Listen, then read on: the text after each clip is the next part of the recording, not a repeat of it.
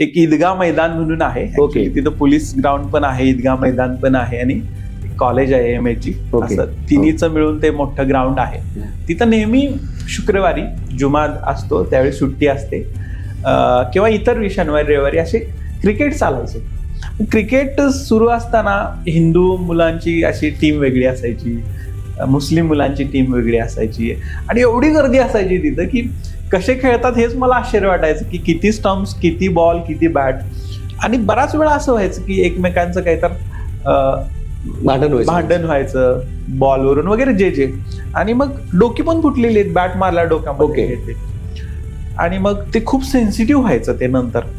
आम्ही गेल्यानंतर तिथं मग असं ठरवलं की आपण याचा एक सिनॅरिओ आपण बदलून बघूया आणि आम्ही प्रत्येक पोलीस स्टेशन वाईज ना अशा 16 टीम तयार केल्या.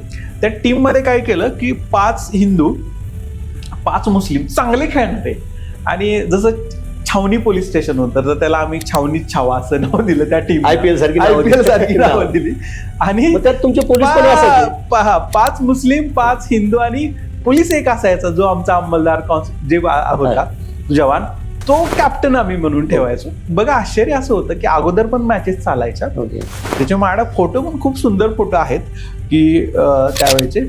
तर आत्ता पण मॅचेस खेळत होते त्यावेळी काय व्हायचं की एकाच बाजूनं टाळ्या वाजायच्या. काही वेळी ते मॅचेस हिंदू मुस्लिम अशा वेगवेगळ्या टीम पण असायच्या तिथं.